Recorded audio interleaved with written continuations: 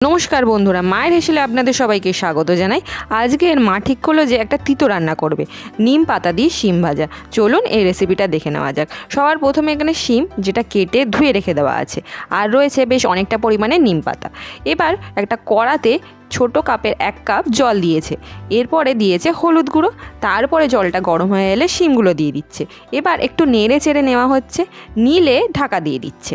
ঢাকাটা 3 থেকে 4 মিনিট পর তুললো, তারপরে চিনি দিল অল্প পরিমাণে। এখন শিমটা সেদ্ধ হয়ে গেছে, একটু নেড়ে চেড়ে নিচ্ছে, তারপরে শিমটা নামিয়ে নিচ্ছে।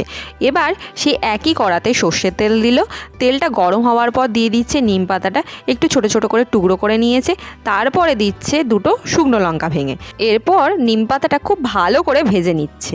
2 থেকে 3 মিনিট পর দেখবেন নিম পাতাটা ভাজা হয়ে গেছে, তখন শিমটা দিয়ে দিচ্ছে, সেদ্ধ শিম। এরপরে শিমটাকে খুব ভালো করে ভেজে নিচ্ছে।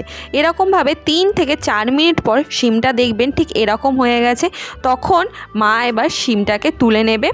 আর শিমটা একটু বেশ লালচে লালচে মতন হবে ভেজে, আর এখানে এটা সার্ভ করে নিচ্ছে। আমাদের নিম পাতা দিয়ে শিম ভাজা রেডি হয়ে গেছে। আমাদের বাড়িতে এটা দুপুরবেলা সবার প্রথমে ভাত পাতে খাওয়া হয়। আর আমার মায়ের এই রেসিপিটা যদি ভালো লেগে থাকে, অবশ্যই লাইক, কমেন্ট, শেয়ার আর সাবস্ক্রাইব করে দেবেন আমাদের চ্যানেল মায়ের হেসেলকে। ধন্যবাদ।